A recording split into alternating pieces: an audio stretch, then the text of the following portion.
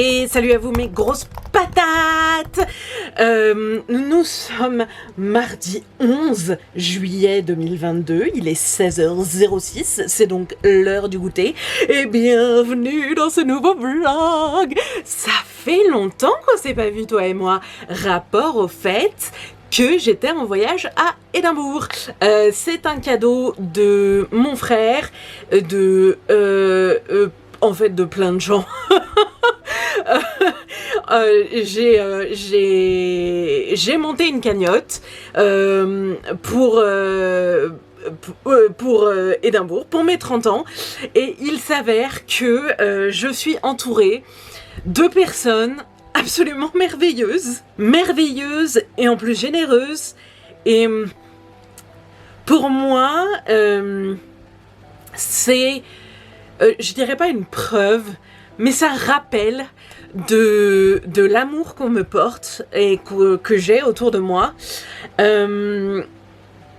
Et voilà, c'est incroyable.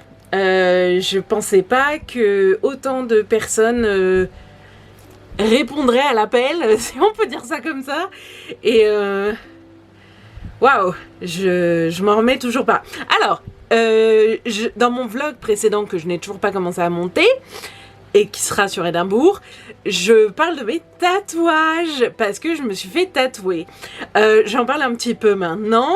Alors j'ai une constellation ici avec une étoile filante et le signe du cancer. Ça me tombe à peu près jusqu'au sein. Et pour moi, la signification, c'est que quand j'étais petite, autour de mes 10 ans, j'ai écrit dans mon journal intime que quand je serai morte, je deviendrai une étoile pour illuminer les personnes qui en ont besoin pendant les nuits noires. Parce que les étoiles m'ont toujours sauvée, parce que je crois en les étoiles, et c'était très important pour moi. Deuxième tatouage, c'est donc une pile de livres qui se transforme en oiseau et qui se termine, je sais pas si vous pouvez voir, en albatros. Signification, les livres. Les oiseaux, c'est par rapport à la chanson de Birds Set Free de Sia, qui m'a beaucoup touchée et qui m'a sauvé la vie plusieurs fois. Mais vraiment, hein, je parle de sauver la vie littéralement, quoi. Et ça se termine par l'albatros, par rapport au poème de Baudelaire, voilà, qui était très important pour moi aussi. Donc, je vous en parle dans le vlog d'Édimbourg qui va pas sortir avant 3 semaines, je pense. Donc, c'est pour ça que je parle de mes tatouages maintenant. Alors, en termes de douleur, on a commencé par celui-ci, et en fait, ça fait comme des picotements. Ça fait comme ça.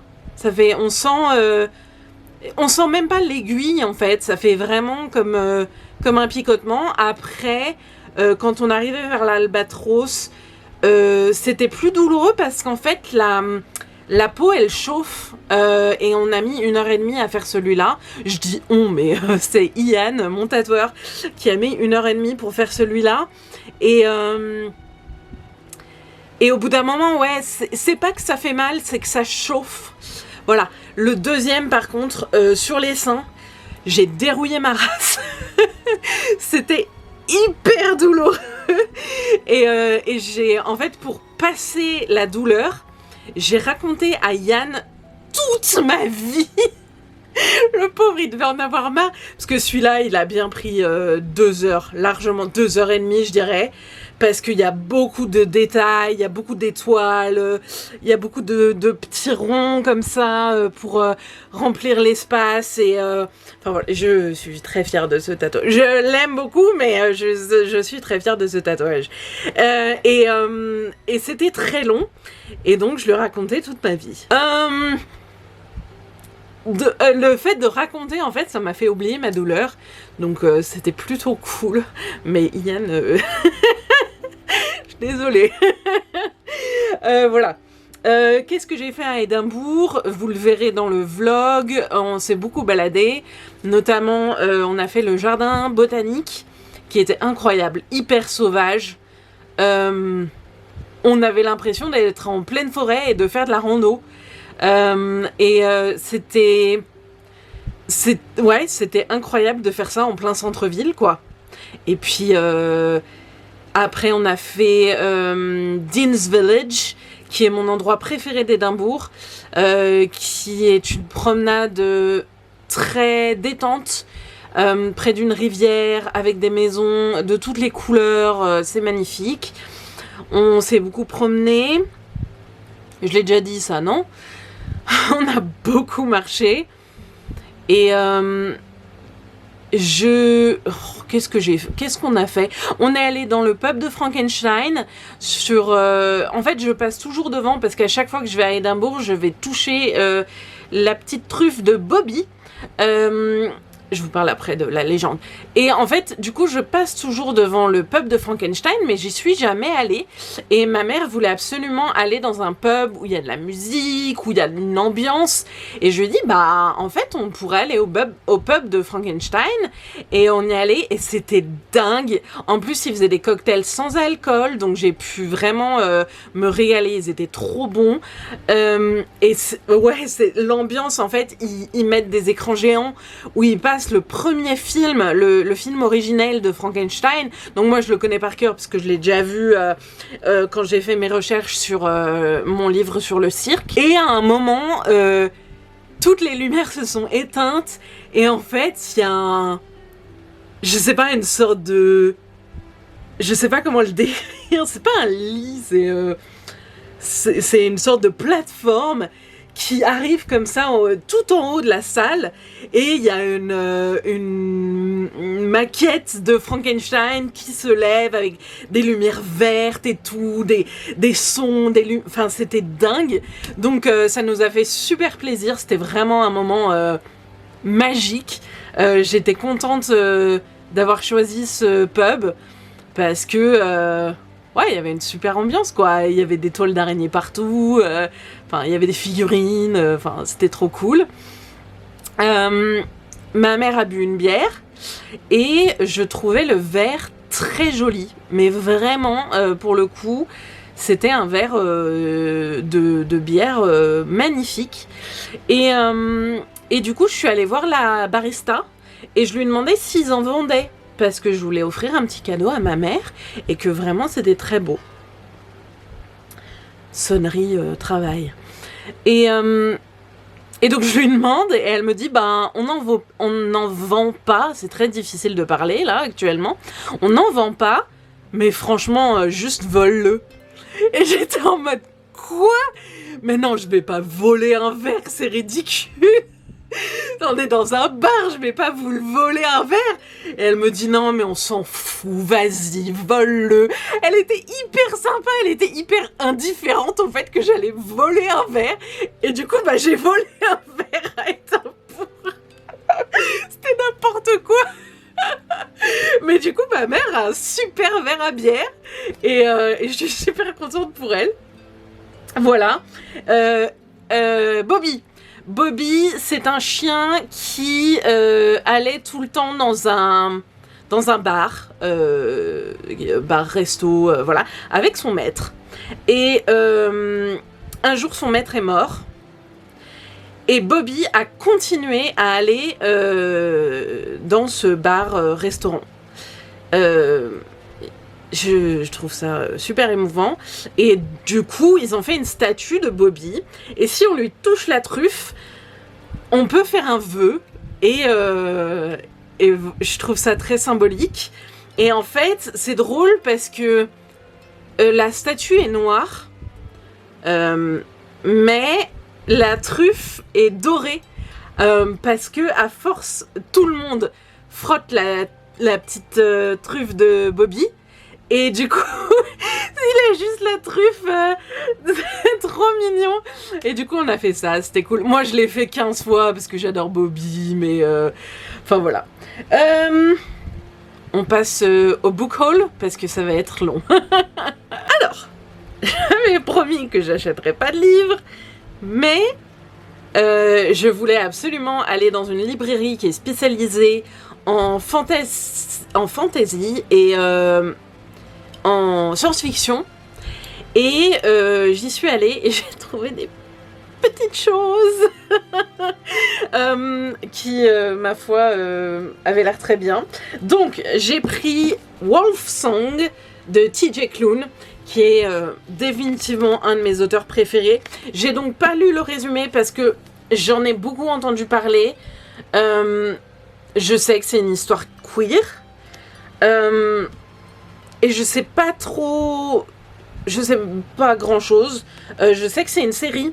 Et en fait, c'était une série autopubliée. Et sauf que, à force, l'auteur a publié d'autres livres, mais pas autopubliés. Et du coup, ils ont décidé de publier les livres. Donc avec des nouvelles couvertures, etc. Une belle édition. Donc, elle va sortir... un tome va sortir tous les 6 mois.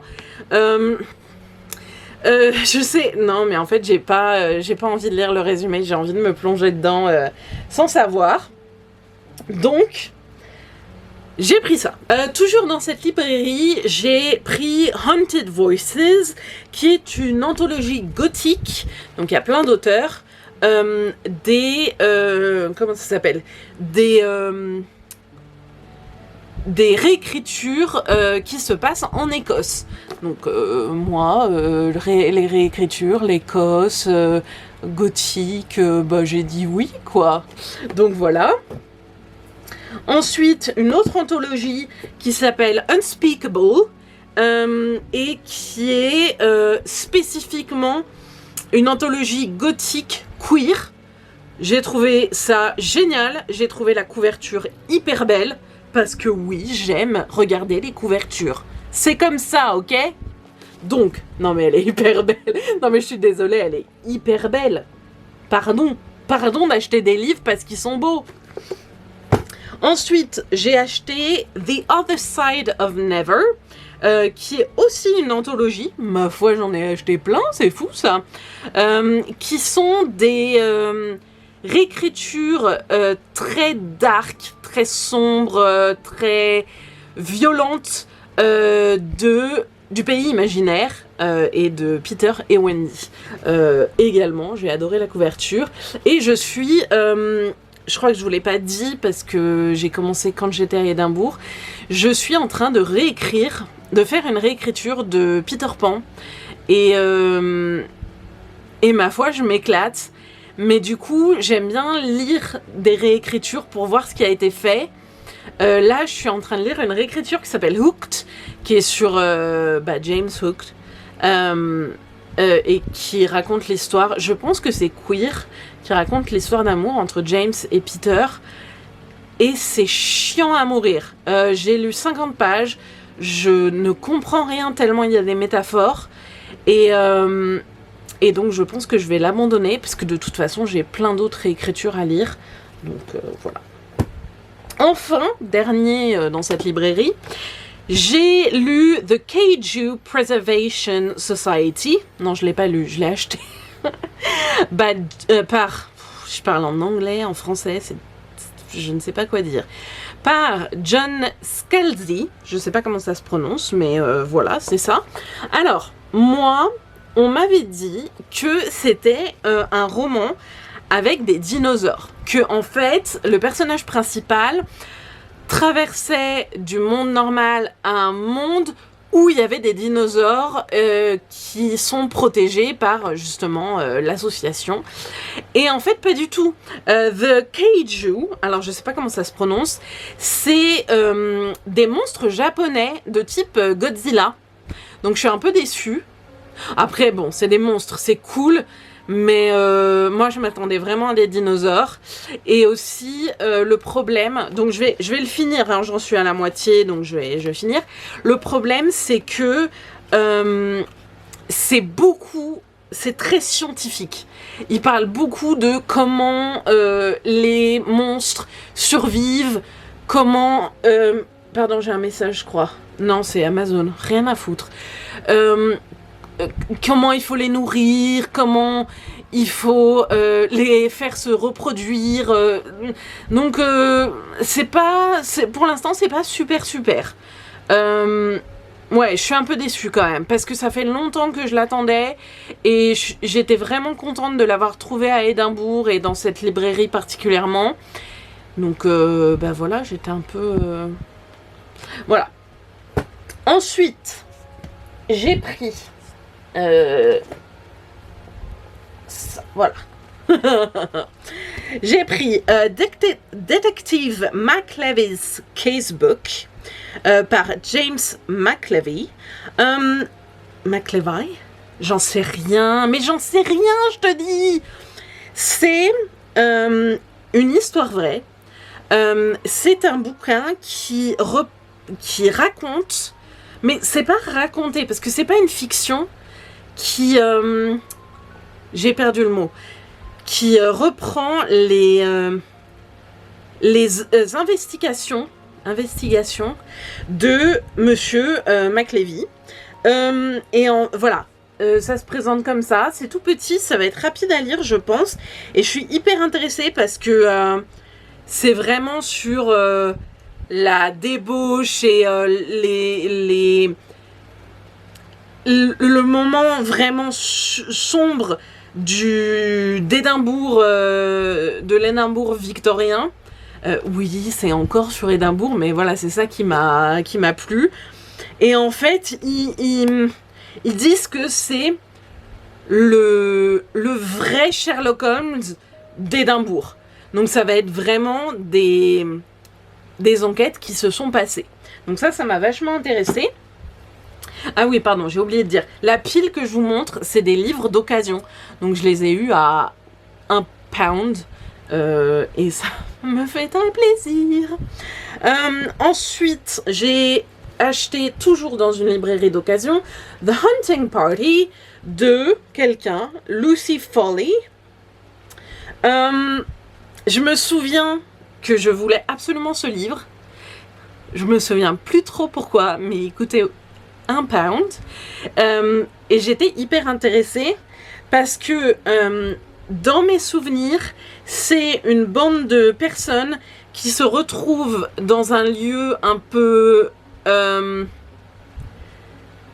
paumé, et il y a une chasse qui se fait. En fait, les gens sont invités, mais ils vont mourir. Enfin, j'espère qu'ils vont mourir. Enfin voilà, c'est un peu... ça me fait penser à... Ah, je sais que j'ai pas le droit de le dire, ils ont changé le nom. Mais c'est Dix petits nègres d'Agatha Christie. Je sais plus comment ils l'ont retraduit.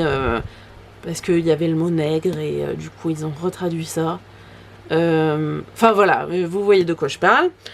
Donc ça me faisait penser à ça, et ma foi, j'étais très contente de le trouver en occasion.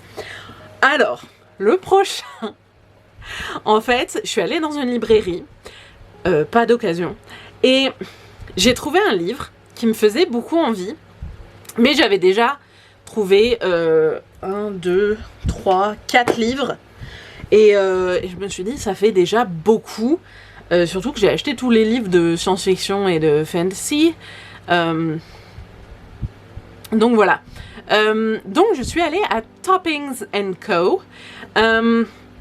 Qui est une librairie indépendante à Édimbourg, qui a été ouverte il y a quelques années.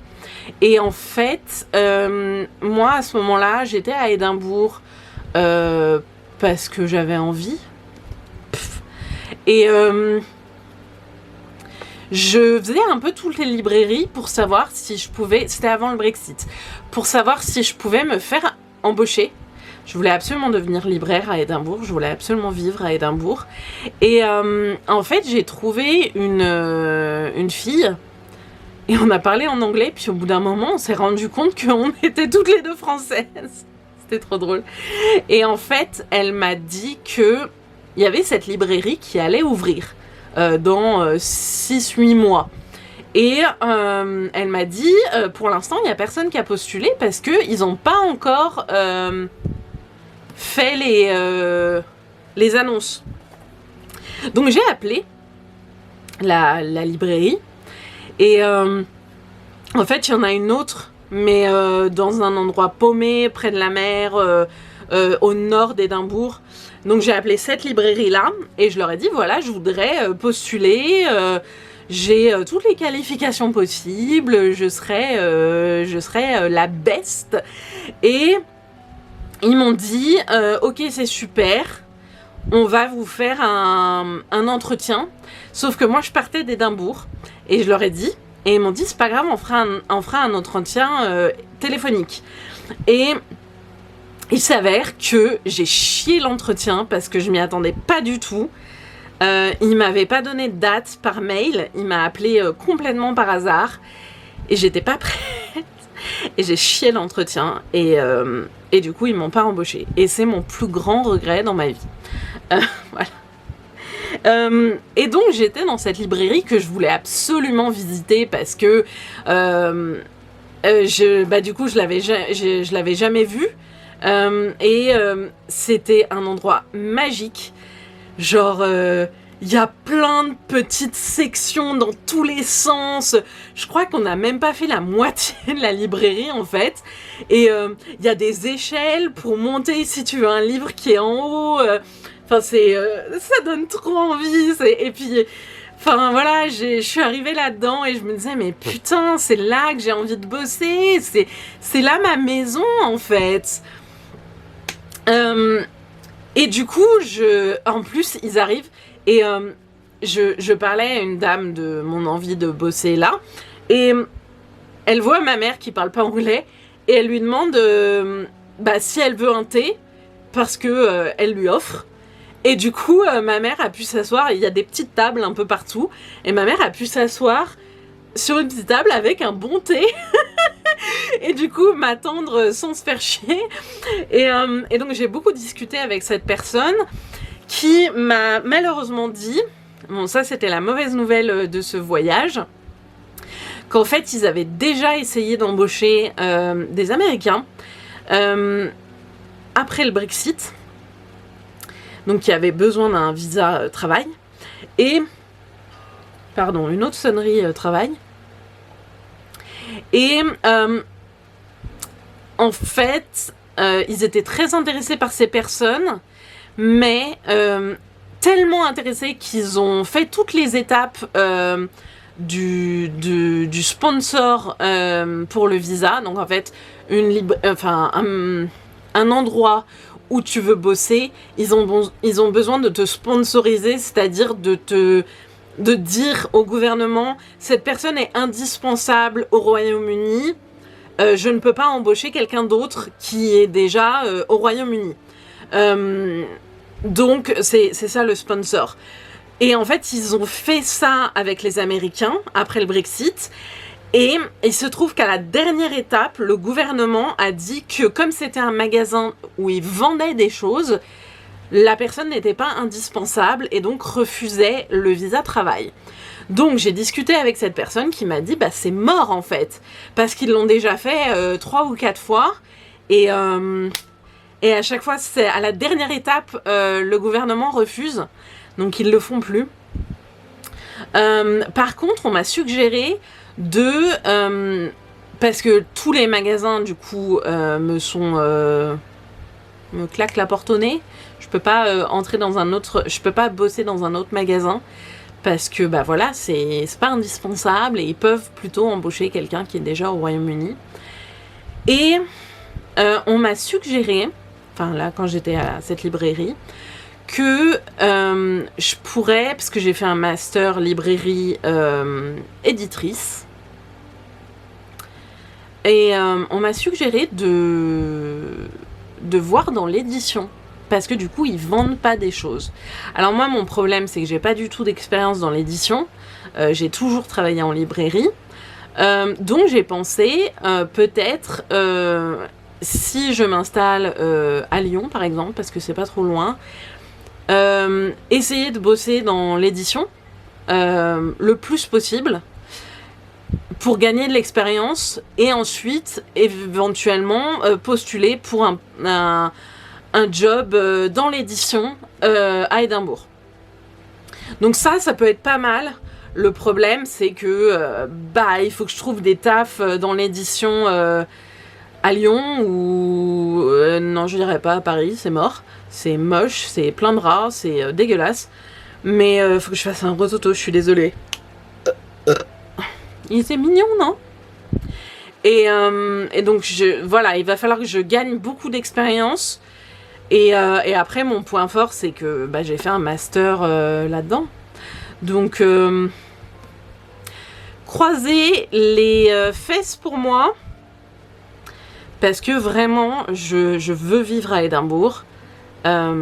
C'est le pays de mon cœur.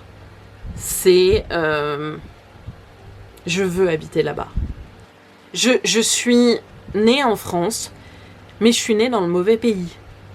C'est-à-dire que moi, en fait, je suis écossaise. Et il faut absolument que je travaille là-bas. Je vais éteindre la caméra parce que je vais plus avoir de batterie. Et on se retrouve tout de suite. Voilà, donc il est indispensable que je parte vivre à Édimbourg. Et que je me marie avec un lord écossais. Éventuellement, ce serait sympa avec un château, mais un château près d'Édimbourg, comme ça je peux faire les librairies, voilà. Et donc je vous dis tout ça parce que je suis allée dans cette librairie et j'ai trouvé un livre qui me faisait beaucoup envie, mais que j'avais déjà pris trop de livres et j'ai dit celui-là non, c'est pas grave, je l'achèterai plus tard dans ma vie. Et puis, en fait, tous les livres que j'ai achetés, on est bien d'accord, j'ai vérifié dans la bibliothèque de New York pour voir s'ils étaient dispo, pour ne pas avoir à les acheter alors que je peux les avoir gratos. Il faut que je me déplace parce que j'ai plus de jambes. Ah, j'ai des fourmis, je déteste ça. Aïe. Je vais baisser la caméra parce que vous ne me voyez plus. Attends 2 secondes. Ah, voilà, c'est mieux. Bon, du coup, vous voyez tous mes seins. Donc, voilà. Tous les livres que j'ai achetés n'étaient pas disponibles dans cette bibliothèque. Et du coup, j'ai pas acheté le livre que je voulais. Et j'ai bien fait parce que, genre, 1 heure plus tard, on est allé dans un charity shop. Concrètement, c'est comme Emmaüs, sauf qu'il y en a un toutes les rues, même 2 ou 3 toutes les rues. Et ils sont tous pour des associations type pour aider les enfants, pour aider les familles, pour aider la Croix-Rouge. Enfin voilà, il y a énormément d'associations à Édimbourg, ce que je trouve très très cool. Et pour £1, j'ai trouvé le livre que j'allais m'acheter dans la boutique et qui coûtait £10. Donc je suis très contente. Ça s'appelle Burke and Hare par Owen Dudley Edwards. C'est en fait l'histoire de personnes qui ont vraiment existé. Burke and Hare étaient des personnes réelles qui ont qui déterraient des corps pour les vendre à des scientifiques, pour que les scientifiques puissent les découper pour faire avancer la science. Je sais plus, c'est en 1827 que ça se passe, que ça s'est passé d'ailleurs. Oh, il y a une petite tache. Mais pour £1, je m'en fous qu'il y ait une petite tache. Hein. Voilà, je suis super contente. C'est un livre de non-fiction, d'essai que je vais encore pouvoir lire et je suis trop contente parce que je voulais enfin... J'ai déjà vu un film sur Burke and Hare. Si je me trompe pas, il y a Simon Pegg dedans. Et c'était génial. J'avais adoré. Et du coup, maintenant, j'ai l'histoire réelle, parce que bon, forcément, dans un film, on donne un peu... Il y a plus de fiction. Donc voilà, là, je vais dévorer ça. Je suis vraiment trop contente. Dans une autre librairie d'occasion, j'ai pris ce livre qui s'appelle Battle Mage. Mage Je ne sais pas. On s'en fout. par Stephen Orion. Et maintenant que j'y pense, je sais plus du tout de quoi ça parle.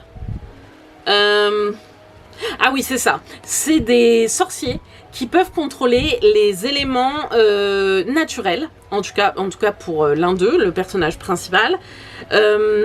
Et puis, il y a aussi dans ce livre une princesse qui s'appelle Talandra, qui est une espionne, une maîtresse de l'espionnage, on va dire. Et en fait, ces personnages se croisent et il faut que je change l'autre jambe. C'est insupportable, je suis très mal assise. Et en plus, il fait chaud de ouf. Donc voilà, ça m'a l'air pas mal en termes de fantasy. J'ai jamais lu de livre avec vraiment un système de magie. J'ai roté encore. Ça, c'est le repas du midi. Avec un système de magie qui... je suis désolée. Il y a tout qui remonte. Qui est différent des systèmes de magie qu'on peut croiser dans les contes de fées. Je suis désolée. En plus, ça me fait rire parce que j'adore les rototos. Et dans les systèmes de magie qu'on peut croiser dans un peu n'importe quel livre de fantasy. Et, voilà. Donc je suis très contente d'avoir... Pour le coup, je connaissais pas du tout. Je me suis assise dans la... Ben, pareil, c'était un charity shop. Je me suis assise, ils avaient plein de bouquins. Et j'ai regardé au hasard, j'ai vu ça et je me suis dit, oh bah pareil, £1. Donc voilà, je me suis lancée. Le dernier que j'ai trouvé, ça s'appelle The Ex-Hex de Erin Sterling, qui se présente comme ceci. C'est un livre que je ne voulais pas spécialement lire à la base, parce que c'est une femme qui a vécu la pire rupture du monde et c'est une sorcière et elle lance un sort à son ex. J'en sais pas plus. Je sais que en gros ça part en couille et je l'ai vu. Ouh, c'est abîmé là, mais pour £1 on s'en fout. Je sais que ça a fait un gros buzz sur Instagram, Bookstagram, TikTokgram. Enfin voilà, bref, on s'en fout. Je crois qu'on dit BookTok maintenant. Ouais, bref. Et du coup, je me suis dit, bah pourquoi pas. Voilà. Et enfin, dans la librairie Toppings & Co, j'ai pas pu résister. Je me suis acheté 4 livres. Voilà. Alors, le premier, c'est Do No Harm de Jack Jordan, qui se présente comme ceci. J'ai pas lu toute la description, j'ai lu juste le pitch de base. C'est une femme qui est chirurgienne et en gros, son fils se fait kidnapper. Et la personne qui a kidnappé son fils lui dit soit tu tues quelqu'un sur la table d'opération, soit tu revois jamais ton fils. Donc ça a l'air hyper intense. Et quand j'ai vu le pitch, je me suis dit comme ça. Je l'ai fait comme ça. Trop bien. Ensuite, j'ai acheté Scottish Folk and Fairy Tales, qui est un recueil également. Il y a plein d'auteurs.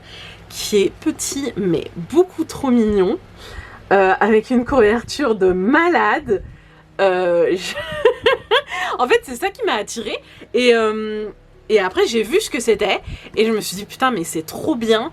Parce que dans mes projets d'écriture, je vous dis pas, il y a une surprise, mais j'ai besoin de ça. Donc, moi, très contente. Voilà, et c'est un petit livre avec des illustrations... voilà, qui se lit rapidement, je suis vraiment contente. On arrive aux 2 derniers livres. D'abord, j'ai pris Yellow Face de Rebecca F. Kuang. Ce qui est génial dans cette librairie, c'est que ils ont beaucoup de premières éditions signées par l'auteur. Donc voilà, c'est le cas pour celui-là. Donc il se présente comme ça. J'ai vu une de mes auteurs préférées qui l'a lu et qui a dit que pour tous les auteurs, il fallait lire ce livre. Donc c'est sur l'écriture. Si je me trompe pas, c'est une femme qui, je sais pas parce qu'il n'y a pas de résumé, au secours. Il n'y a pas de résumé. C'est fou ça. Je crois que c'est une femme qui a une voisine qui écrit. Et la voisine meurt. Et cette femme qui est un déchet, qui n'a pas de vie, enfin voilà, c'est la merde pour elle, décide de reprendre le manuscrit et de se faire éditer. Donc après, j'en sais pas plus. Je sais que ça fait un gros buzz. Que justement, enfin voilà, comme je le disais, il y a une de mes auteurs préférées qui a dit que c'était pour tous les écrivains, concrètement, qu'on ne pouvait pas lâcher le bouquin et que c'était incroyable. Donc je lui fais totalement confiance. Et puis, édition signée, trop cool, quoi. Voilà, le dernier livre que j'ai acheté, ça s'appelle The Ghost Theater. C'est de Matt Osman. C'est également une première édition signée. Et je me souviens plus de quoi ça parle. Et encore une fois, il n'y a pas de résumé. Ah si, il y a un résumé. Attendez, il faut que je le lise encore parce que... Ah oui, voilà. C'est une meuf... Pardon, il y a tout qui tombe. Hein. C'est une meuf qui est capable de voir le futur grâce à des... Hawk, je sais pas comment on le définit en français. Je crois que c'est des aigles. Je suis pas sûre de moi. Je saurais pas comment le traduire. Des hawks. Je pense que c'est aigle. Non, aigle, c'est eagle. Je sais plus. Petite alarme de travail. Ça s'arrête pas. Et donc, elle peut voir le futur grâce à ça.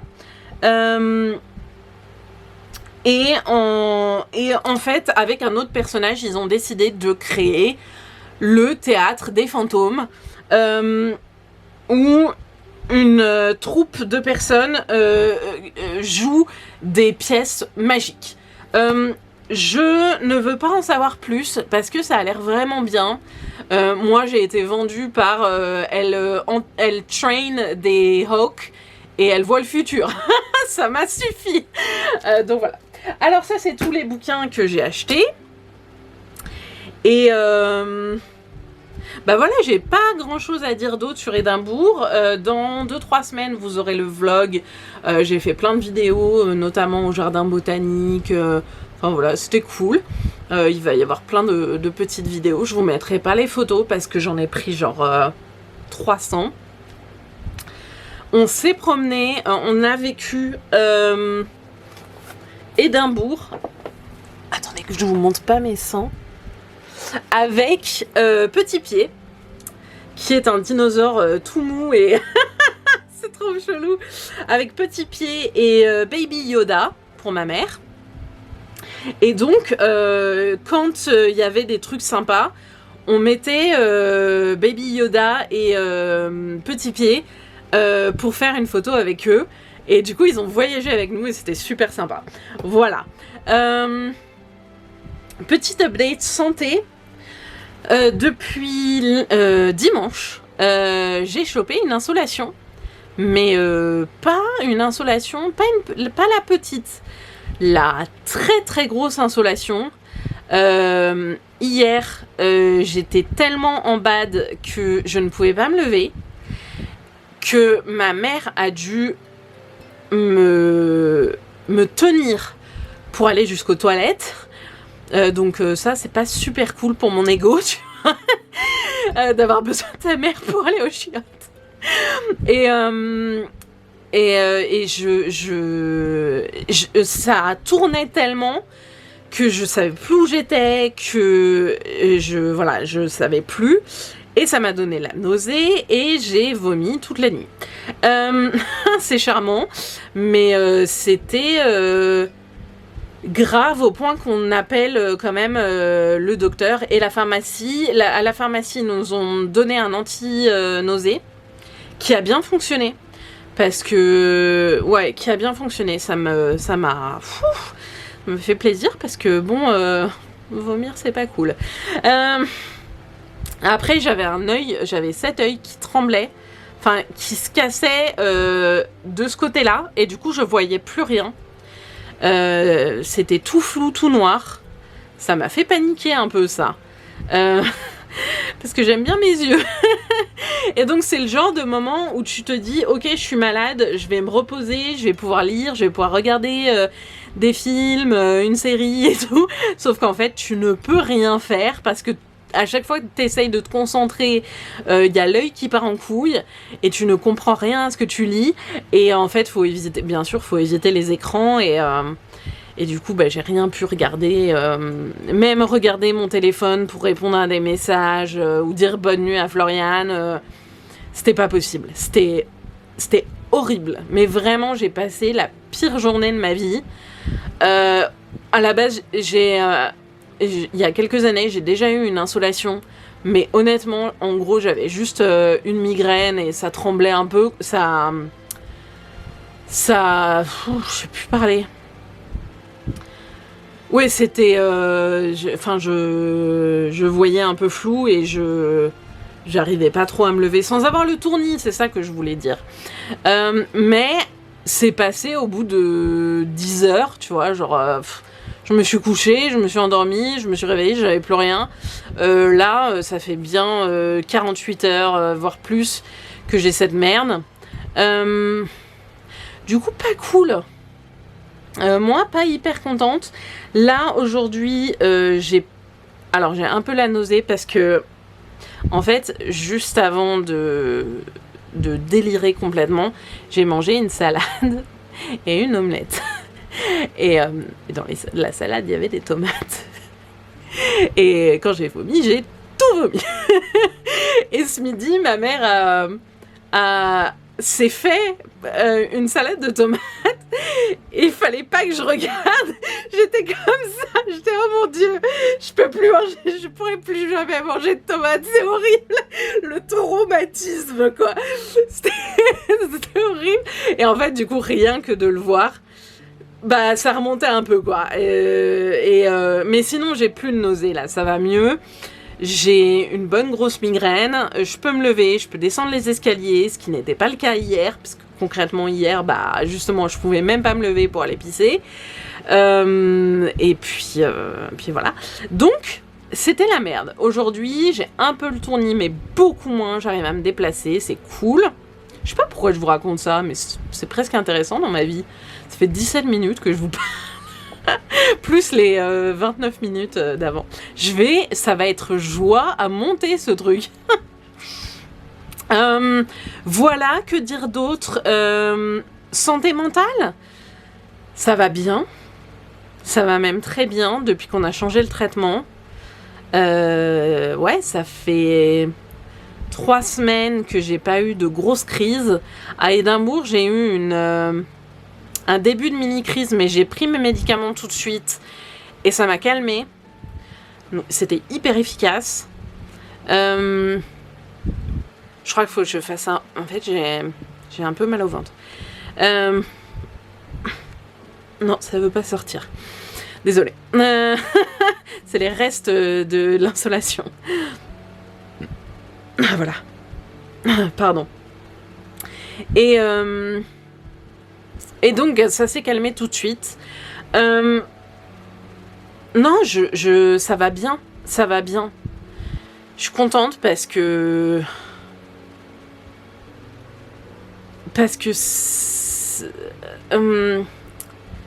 toute ma vie, ça allait bien pendant 2-3 jours, peut-être une semaine.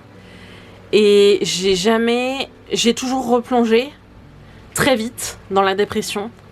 Et c'était très dur, c'était très violent. C'est pour ça que je me scarifiais aussi.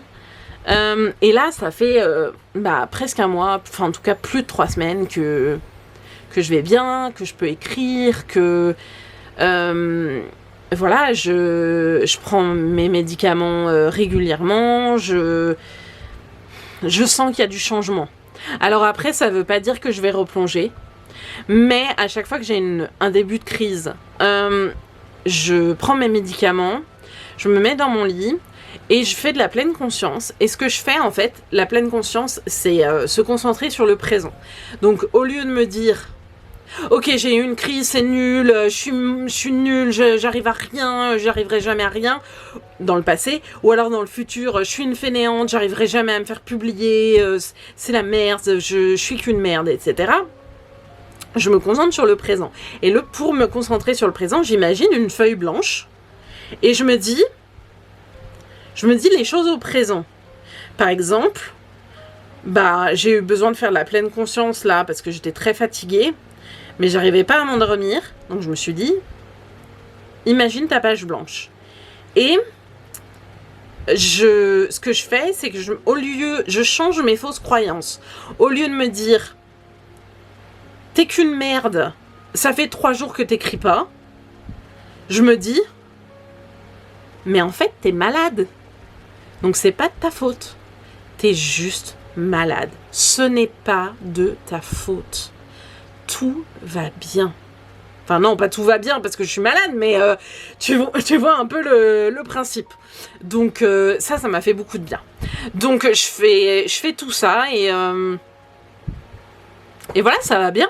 Ça va bien, j'ai des tatouages, je me sens jolie. Voilà, je vous remonte mon albatros. Non, je suis contente. À Édimbourg, la seule chose difficile a été la mauvaise nouvelle que je ne pouvais pas me faire embaucher dans une librairie. Ce qui était très con parce qu'en fait, la personne à qui je parlais est allée voir son boss qui a dit qu'il était super intéressé par mon profil. Parce que j'ai donné mon CV et que j'ai parlé avec la personne et que toute mon expérience l'a intéressée. Et donc elle en a parlé à son boss et je pense qu'il voulait m'embaucher. Et après, il a entendu... elle a fini sur le fait que j'étais française et qu'il y avait le Brexit et que j'avais besoin d'un visa. Et là, le boss a dit, en fait, je peux pas. C'est pas que je veux pas, c'est que je peux pas. Donc j'étais un peu dégoûtée. Et il y a aussi le fait que c'était assez épuisant. Et du coup, ça m'a fait un peu peur. Parce que je me suis dit, si j'arrive à vivre à Édimbourg, est-ce que je vais pas... parce que j'aime beaucoup mon cocon, j'aime beaucoup ma bibliothèque, j'aime beaucoup mon bureau. Je suis dans un petit cocon qui me fait du bien. Et si je vais à Édimbourg, j'aurai plus ça. Alors, bien sûr, je pourrais, je sais pas, m'acheter des plantes, amener mes cartes postales parce que c'est petit, ça prend pas de place dans un sac à dos, et puis décorer mon appartement si j'en ai un. Donc, je pourrais faire des choses, mais j'ai peur d'avoir peur. J'ai peur de pas me sentir... Je pense que je vais me sentir très seule au début. Et ça me fait peur par rapport à ma maladie. Donc voilà, j'ai eu un peu peur à un moment pendant notre voyage à Édimbourg parce que je pense que j'ai trop cogité. Mais j'ai ma marraine qui m'a dit quelque chose qui m'a frappée quand je suis revenue d'Édimbourg. J'ai posté des choses sur Facebook. J'ai posté, oh putain, ça y est, on est en France, c'est de la merde. et elle a commenté ce post en me disant, mais en fait, Garance, il faut que t'émigres. Il faut que tu partes de la France. Moi, je pense que la France ne te convient pas. Ça fait des années que je te vois mal dans ce pays. Il faut que t'ailles là-bas. Et donc, de savoir qu'il y a une personne, et pas qu'une, il y en a plein qui me disent ça, qui m'encourage à faire ça, ça me fait un peu moins peur. Donc voilà, je vais encore éteindre la caméra parce que j'ai plus de place. Mais ça va bien se passer. Je vous dis à tout de suite. Et me revoilà. Donc, ça m'encourage encore plus à partir. Mais le problème, c'est le Brexit. Voilà. Je suis très déçue de ne pas avoir eu le courage parce que j'ai déjà envisagé et j'ai déjà postulé pour des jobs, tout ça, avant le Brexit. Donc c'était possible à ce moment-là, enfin c'était possible. C'est toujours possible, hein. Je perds pas espoir, mais c'était beaucoup plus facile en tout cas à l'époque. Et y a une autre chose que j'envisage pour pouvoir aller habiter à Édimbourg, c'est de faire un master d'écriture. Parce que là-bas, ils ont leur master d'écriture n'est pas du tout comme la France. C'est-à-dire que c'est quasiment uniquement de la pratique. Et que le dossier, là, le compte rendu... Ouais, c'est ça, hein. Le dossier là que tu dois rendre à la fin de ton master qui fait 30 pages avec une bibliographie de 30 pages en plus et qui est chiant à mourir. Et... Enfin voilà, là-bas, il faut juste que tu écrives une histoire de 10 000 mots. Moi, j'ai écrit des histoires qui font 140 000 mots. Donc si tu veux, ça me fait pas trop peur. Et je me dis que je pourrais réussir à faire ça.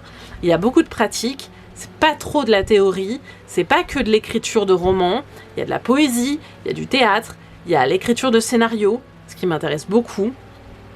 Et il y a beaucoup d'événements où on voit des auteurs connus ou moins connus, mais on les rencontre et on discute avec eux, et ça je pense que c'est essentiel et c'est vraiment très intéressant.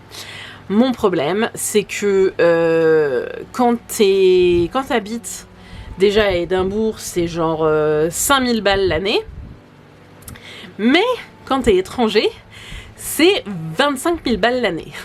Autant te dire que je n'ai pas 25 000 balles, donc ce que je pourrais faire, c'est éventuellement faire un emprunt, ce que je trouve compliqué et difficile, et ça me rend mal à l'aise de faire un emprunt. J'en ai jamais fait, je me suis toujours débrouillée toute seule, ça me met très mal à l'aise. Mais ça pourrait être une possibilité, d'autant que si je fais un master et que je trouve un job parce que je suis déjà au Royaume-Uni, ça sera plus facile de trouver un job, et à la fin du master, je pourrais continuer ce job et au bout d'un moment avoir la nationalité anglaise. Donc ça peut être une solution. Mais il faut faire un emprunt, quoi. Voilà. Bon, je voulais vous parler d'une dernière chose ça a été très difficile pour moi. Alors on a fait le voyage en bus. Donc on est parti de la maison en voiture jusqu'à la première ville.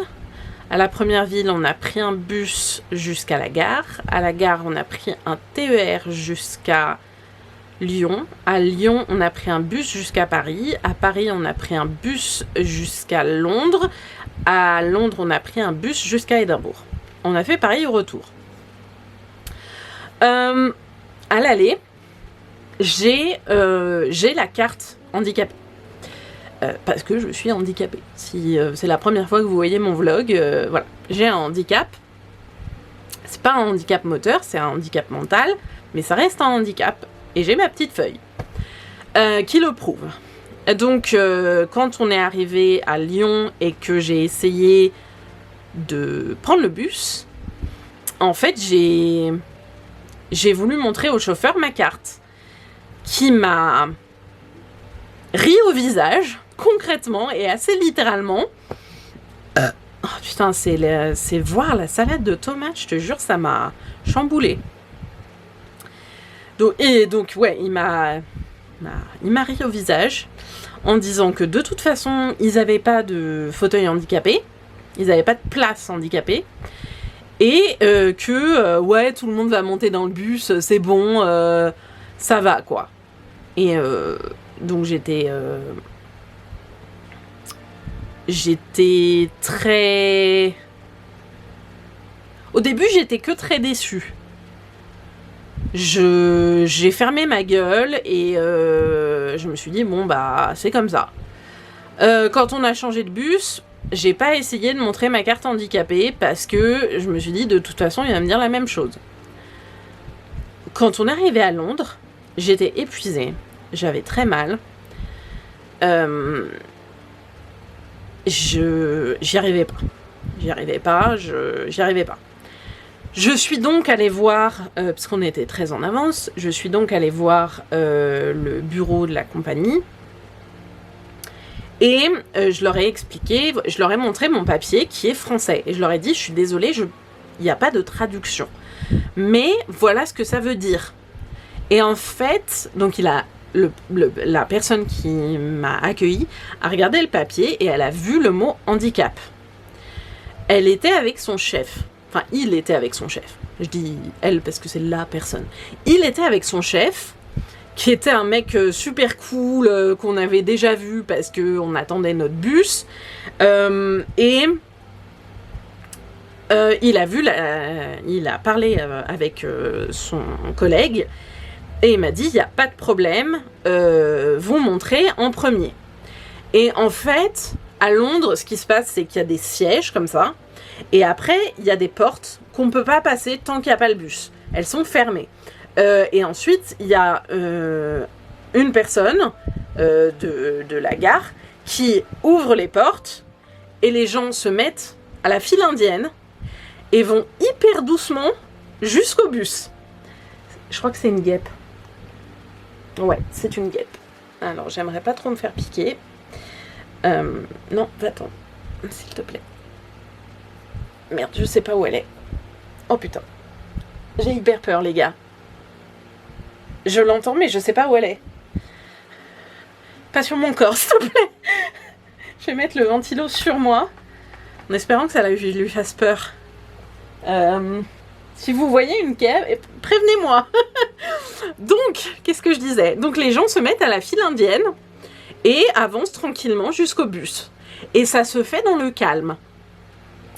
Le chef m'a dit qu'il n'y avait pas de problème, qu'il me reconnaîtrait. En même temps, j'ai une mèche blanche et les cheveux rouges, donc si tu veux, c'est assez facile. Et j'avais prévenu qu'il y avait aussi mon accompagnante. On dit ça en français, je crois. Qui était là et qui me permettait d'aller mieux et que j'avais besoin d'une accompagnante parce que j'ai un handicap. Et en fait, le gars a pas ouvert les portes. Il m'a vu. J'étais assise. Il a vu ma mère et il m'a fait signe de venir. Et donc on avait nos gros sacs à dos. Putain, j'ai hyper peur de la guêpe. Donc on avait nos sacs à dos et il m'a dit de venir. Il a ouvert les portes seulement pour moi et ma mère. Il a refermé les portes.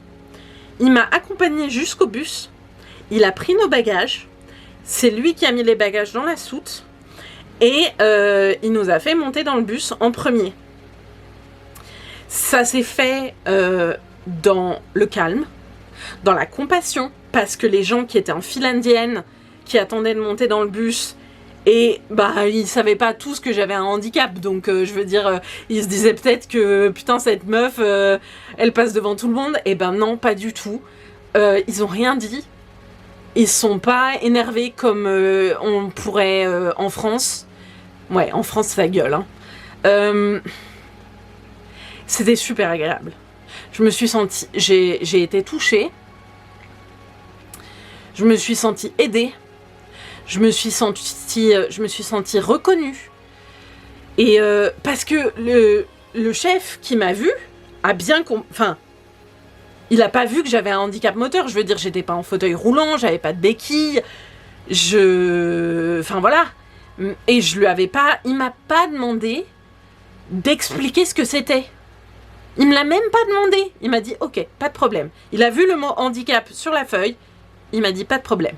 Il m'a même pas demandé ce que j'avais. Et je trouve ça mais tellement délicat. Et ouais, j'ai été émue en fait. Et on est monté dans le bus avec ma mère. Et après, il a ouvert les portes et les gens, calmement, sans poser de questions, sans gueuler ni rien, en file indienne, sont arrivés, ont mis leur bagage dans la soute et sont montés petit à petit. Ah non, c'est ma couette. J'ai eu peur. Et sont montés petit à petit dans le bus. Donc c'était très calme, ça se faisait très humain. C'était très humain. Très humain. Je crois qu'on fait pas la liaison. Disons, j'ai du mal aujourd'hui. C'est tout le vomi d'hier soir. Mon Dieu, au secours. Il s'est passé la même chose. Bah non, c'était Londres et Édimbourg. Donc il s'est pas passé la même chose. Le retour, ça m'est resté dans la gorge. Je pense que je ne l'oublierai jamais. Elle est là, hein. Elle est là. Elle est dans la lumière. Oh putain. Ah, ça me gratouille. C'est mes boucles d'oreilles. Reste dans la lumière. Ok. Bon, maintenant je vois plus rien. Ça m'est resté en travers de la gorge parce que, pour le coup, c'était inhumain. Mais inhumain. J'ai halluciné. Le chauffeur qu'on a eu pour le bus de retour qui faisait Londres-Paris était français. Et il ne parlait pas un mot d'anglais. Il est arrivé avec 3 heures de retard. Ce qui veut dire que on a pris le ferry cette fois, on n'a pas pris le tunnel. Ce qui veut dire qu'on a loupé le ferry. Ce qui veut dire qu'on a loupé notre correspondance. Notre correspondance n'était pas remboursable, ni échangeable. Donc on a dû dépenser une fortune pour trouver un autre moyen pour rentrer. Bref, ça c'était la partie joyeuse du truc. En fait, il y avait une personne qui était handicapée et dans un fauteuil roulant. Cette personne était handicapée moteur. Elle ne pouvait pas parler. Elle pouvait rien faire. C'était un handicap sévère. Il était avec sa mère. Il devait pas être très âgé. Je pense qu'il devait avoir la vingtaine max. Donc moi j'ai rien dit.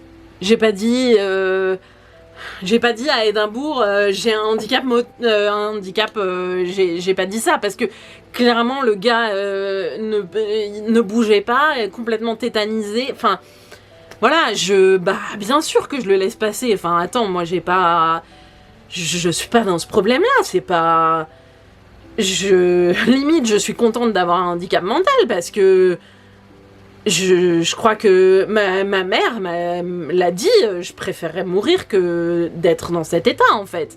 Parce que le gars, pardon de l'expression, je suis désolée, mais... Enfin, c'est pas très poli, mais c'était un légume. Enfin, vraiment.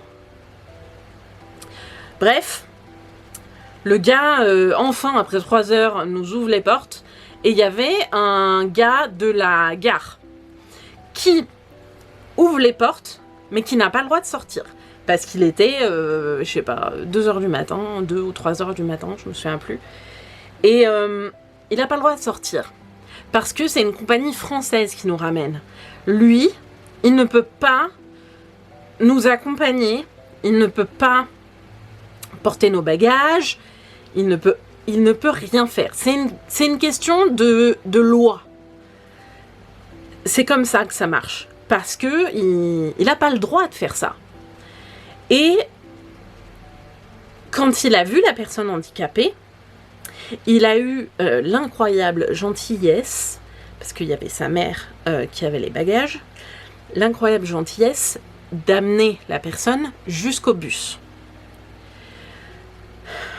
Sur ce, le chauffeur a complètement paniqué. Et faut encore que je change ma batterie. Donc à tout de suite. me revoilà. Le chauffeur a paniqué parce que il ne comprenait rien de ce que disait la personne de la gare, donc pas chauffeur, mais le gérant. Donc il comprenait pas ce qu'il disait. Donc j'ai dû faire la traductrice. Et le chauffeur nous a pas aidé du tout. Moi, j'avais un sac qui pesait au moins 20 kilos, grâce au livre. Et j'ai demandé à la personne, au gérant, s'il pouvait m'aider à enlever mon sac et le mettre dans la soute. C'est à ce moment-là qu'il m'a dit, normalement, j'ai pas le droit de faire ça. C'est une question de loi. Si je le fais et qu'il ne serait-ce qu'une blessure, je suis virée. Je suis virée et vous pouvez me traîner en justice. Mais il l'a fait quand même. J'ai trouvé ça absolument adorable. Je revenais pas qu'il fasse ça alors que il savait pas que j'étais handicapée, il savait rien. J'étais juste une meuf avec un sac lourd, quoi. Donc c'était l'Écosse, c'était les Écossais. C'est comme ça qui fonctionne. Et le chauffeur français a fait monter tout le monde dans le bus, sauf la personne handicapée. Pourquoi ? Parce que la machine dans le bus était cassée. Et il ne pouvait pas faire monter la personne handicapée. Il y a eu un autre problème. Alors, la compagnie avec laquelle j'étais, c'est Blablabus. Je le dis parce qu'il ne faut jamais prendre cette compagnie. Plus jamais. Plus jamais. Ne prenez pas Blablabus. C'est de la merde. C'est irresponsable. Les bus, non, je suis pas d'accord. Ne prenez pas Blablabus. Maintenant, dans Blablabus, on peut réserver des sièges. On paye un peu plus cher et on réserve des sièges. Il y avait une famille de Mexicains.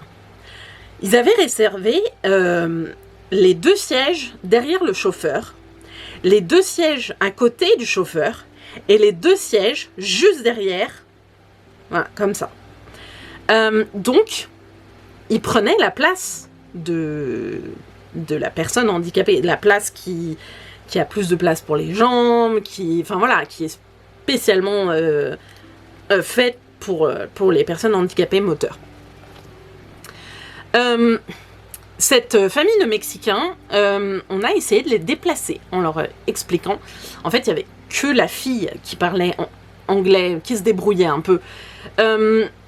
Et ils ne comprenaient pas ce qui se passait. Donc, j'ai essayé de leur expliquer qu'il y avait un handicapé et qu'il ne pouvait pas se mettre là. Au début, ils ont refusé parce que, justement, ils avaient payé plus cher pour avoir cette place. Et de toute façon, ils ne comprenaient rien de ce qui se passait et ils ne comprenaient pas qu'ils devaient changer de place. Parce que c'était pas... Il fallait que... Enfin, voilà, mon problème avec Blablabus, le vrai problème, c'est pourquoi tu peux réserver... Ok, tu peux payer plus cher et réserver une place. Mais pourquoi réserver une place handicapée ? C'est pas normal. Tu réserves d'autres places derrière, à côté. Mais non, ils peuvent réserver une place handicapée. Je ne comprends pas pourquoi. C'est pour se faire de la thune. C'est pour se faire uniquement de la thune parce que du coup, les personnes, elles payent plus cher. C'est pour se faire de la thune. Non, je suis pas d'accord. Donc, les Mexicains ont fini par comprendre, grâce à moi, parce que j'étais la seule personne qui arrivait à communiquer avec eux. Et ils ont... En fait, au début, la mère de la famille gueulait un peu. Et on a tous cru qu'elle gueulait parce qu'elle voulait pas changer de siège. Sauf que la fille m'a expliqué qu'en fait, elle gueulait pour appeler le chauffeur et le gérant en leur disant c'est bon, on change de siège. Mais comme il parlait espagnol, on avait l'impression qu'elle était en colère. Et après, en fait, la fille a expliqué non, en fait, elle dit qu'on va bouger. Parce que, en fait, comme il n'y avait pas le chauffeur a dit non, mais en fait, la famille veut pas bouger, donc on va l'installer à l'arrière. À l'arrière où il n'y a pas de place handicapée. Ok, si tu veux. Et donc, ils se font rappeler, donc si tu veux, le mec handicapé, là, il fait ça, c'est n'importe quoi. Finalement, ils arrivent devant, et là, comme il n'y avait pas de moyen de le faire monter dans le bus, le chauffeur et le gérant, qui n'a pas le droit de quoi que ce soit, et qui doit nous laisser dans notre merde, normalement, ils ont tous les deux pris la personne handicapée, et ils l'ont installée dans le siège handicapé, mais ils l'ont pris comme un sac de viande. C'était inhumain. C'était inhumain. Ils l'ont... Oh, on s'en fout, c'est un handicapé tétanisé, il peut pas parler, il a pas de sentiments, il a pas d'émotions, hop, on le chope, on le met à sa place. Donc, moi j'étais furieuse.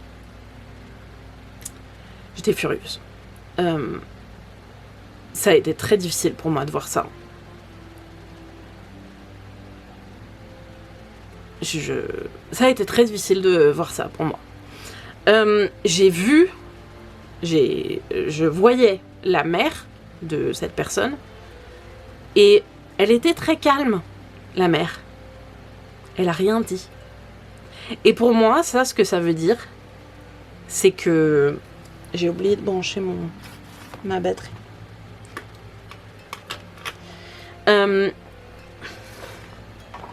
C'est n'importe quoi ce qui se passe ici. Et d'ailleurs, on n'a pas de nouvelles de la guêpe.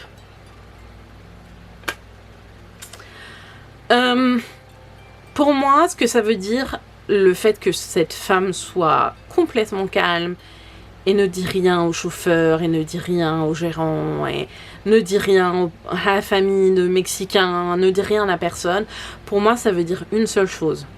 Ça veut dire qu'elle a l'habitude.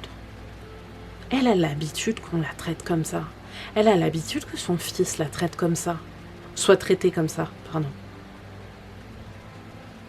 Et ça, pour moi, c'est... Ouais, c'est inhumain. Non, on n'a pas le droit de s'occuper comme ça d'un handicapé moteur. On n'a pas le droit de le monter comme ça, comme un sac de viande. Tout ça parce que leur machine est cassée. Non, Blababus, c'est de la merde. Ne réservez jamais avec Blababus. Il y a d'autres compagnies de bus qui sont beaucoup mieux.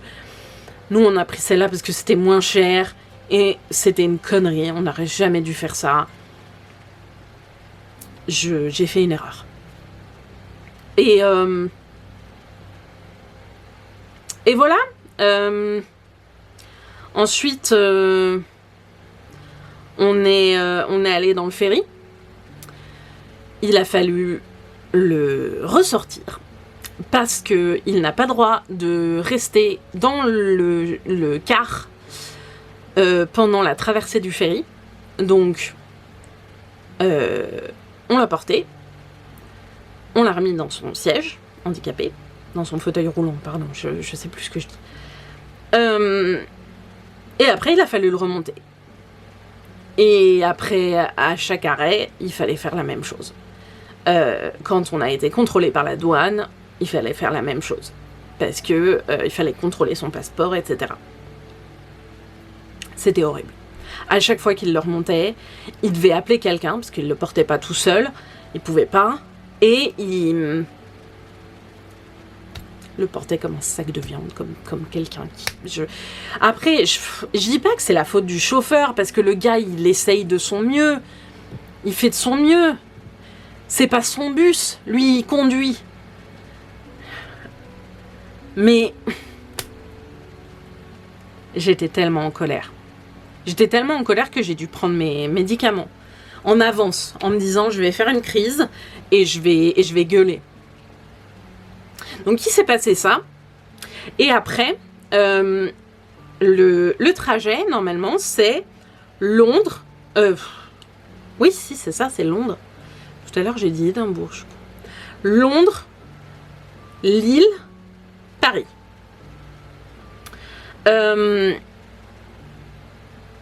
Le chauffeur a reçu des instructions comme quoi il ne fallait pas passer par Lille parce qu'on avait trop de retard. Il y a une personne dans tout le bus qui devait s'arrêter à Lille parce que c'est là où elle habitait et c'est là où elle travaillait. Quand elle a vu qu'il passait pas par Lille, ça a été un scandale. Et j'étais bien d'accord avec la dame. On a réussi à la calmer. On a réussi à trouver une solution avec le chauffeur. Et ça s'est très mal passé. Moi, je trouve que sauter un arrêt, alors qu'il y a des gens, il y aurait pu avoir plusieurs personnes, hein. Il y a des gens qui doivent descendre à cet arrêt, c'est inadmissible. Pourquoi tu t'arrêtes pas? Tant pis si on a du retard, on a déjà 3 heures de retard. Donc non, non, je suis pas d'accord. La compagnie a refusé ce que a demandé le chauffeur, de s'arrêter à Lille, donc. Et la femme a pété un câble, et finalement, le chauffeur, qui était ma foi gentil, hein, je le critique pas, lui, il conduit le bus. Moi, je critique la compagnie de bus. Le chauffeur lui a dit qu'ils allaient s'arrêter à Lille parce qu'il changeait de chauffeur, en fait. Je suis en train de filmer, j'arrive tout de suite pour t'aider. Ok? Tu fais pas tout toute seule, hein? Tu m'as entendu? Ok. Il changeait de chauffeur, parce que le gars, il conduisait depuis des heures. Hein. Donc on a changé de chauffeur. On a pris un bout de temps parce que il a fallu au chauffeur expliquer tout à la chauffeuse par rapport au handicapé moteur. Et en fait, il s'arrêtait près de Lille, mais juste à un entrepôt vers la ville. Et il a demandé à la personne qui s'arrêtait à Lille de descendre, et il l'a pris en voiture et il lui a dit: je vous accompagne jusqu'à Lille, jusqu'à votre maison, et après moi je reconduis pour aller me reposer, quoi, en gros. Donc c'est pour ça que je critique pas le chauffeur, il a fait tout ce qu'il pouvait, et il a pris la femme en charge, il l'a conduit avec sa voiture, parce que son boss voulait pas s'arrêter à Lille. Et là encore, son boss, c'est la compagnie, hein. C'est Blablabus. Nous, ça fait depuis qu'on est rentré la semaine dernière qu'on essaye de se faire rembourser, hein. Ils veulent pas. Ils veulent pas. Je les harcèle tous les jours à coups de mail et ils veulent pas nous rembourser. C'est une bande de connards. Donc, on arrive à Paris. Même problème pour descendre l'handicapé moteur. Et moi, j'étais fatiguée, là. J'avais envie de pleurer, j'avais envie de tout casser. C'était horrible. Et encore, je vous raconte que la moitié de l'histoire, hein, parce que sinon, ça serait trop long. Mais voilà, c'est comme ça qu'on traite les gens en France. Je sais pas si tu vois la comparaison avec ce qui s'est passé pour moi, qui n'était même pas handicapé moteur. Et ce qui se passe en France, c'est inadmissible. Les Écossais, ils sont pas comme ça. Les Écossais, ils font tout pour toi. Les Londoniens, pareil. On dit Londonien en français? Je sais pas. Les gens de Londres font ça aussi. Et pas en France. En France, on fait de la merde. Et on traite les gens comme de la merde. Et c'est inhumain, et c'est inacceptable. Et moi, j'ai posté sur les réseaux sociaux, sur Blablabus. Je vais les pourrir autant que je peux. J'ai demandé aux gens de partager. Si vous regardez cette vidéo, partagez, dites. Mais Partagez pas toute la vidéo parce que ça va être très long, mais juste partagez le fait que Blablabus, c'est inacceptable. Voilà, sur ce, je m'arrête parce que ma vidéo est très très longue et parce que ma mère vient de revenir des courses et que je vais aller quand même l'aider parce que je pense qu'il y a beaucoup de choses. Je vous fais des bisous. Normalement demain je peux filmer, mais à partir de jeudi, je vais voir mon frère à Clermont. Je sais pas si je pourrais filmer beaucoup. Je vais essayer quand même. Voilà, je vous fais des bisous et je vous dis à tout de suite. Ça se trouve, j'aurai qu'une entrée de vlog et ça sera n'importe quoi. Je vous remonte mes tatouages. Ils sont beaux, hein. Non mais ils sont trop beaux. Je vous montre. Bref, je vous dis à tout de suite. Gros bisous. Mouah. Et salut mes loulous, nous sommes mercredi 12 juillet 2022, il est 22h06 et vous n'entendrez pas ma contraception car je l'ai déjà prise. Oui, c'était important de dire ça en premier, plutôt que ça. Alors, je sais plus si je l'ai dit hier, je pense, j'ai chopé une insolation, si je l'ai dit hier, j'ai chopé une insolation et depuis j'ai cet œil qui va par là, et du coup je vois tout flou, et cet œil, à force de me concentrer, c'est pas que je vois flou, c'est que je suis très fatiguée et ça me donne un peu mal à la tête. Donc je fais ce vlog parce que je suis une femme forte et indépendante. Yay! Demain j'ai rendez-vous avec un ophtalmo. J'espère qu'il faut pas d'opération. J'ai pas envie d'opération. J'espère que c'est juste des gouttes. Je suis désolée, je ferme l'autre œil, mais c'est parce que je suis vraiment fatiguée que je peux ouvrir que cet œil. Je ne peux pas lire alors que j'ai des super bouquins que j'ai très envie de lire. Je ne peux pas regarder ma série. Je ne peux pas regarder de film. Concrètement, je vais juste écouter de la musique et essayer de dormir. Ça va être compliqué, je pense. Je crois que je vais garder mon truc pour dormir. Parce que je sais pas pourquoi, mais je vais essayer. Je suis fatiguée. J'ai rien d'autre à vous dire, je crois. Ouais, bah du coup, je peux pas lire. Je vous ai fait mon book haul. Voilà. Tout ça pour dire que j'ai rien à vous dire. Je vais donc... Oh putain, c'est trop dur d'ouvrir l'œil. Je suis désolée, je vois tout flou. Je me vois même pas sur la caméra. Je termine ce vlog parce que demain, ça va être trop chaud patate. Et après, je suis à Clermont-Ferrand. Et je sais pas si j'aurai le temps, donc je termine ce vlog sur moi avec un bandeau bizarre et l'œil très fatigué. Je vous fais des gros bisous. J'espère que je vais pouvoir publier ce vlog un jour. J'espère que je vais pouvoir publier le vlog d'Édimbourg un jour. Je ne vois rien. Je sais pas si je suis toujours sur la caméra. Je vous fais des gros bisous. Je vous dis à la semaine prochaine. J'espère que je pourrai vous regarder et passer un bon week-end. Et je vous fais un cœur avec les mains.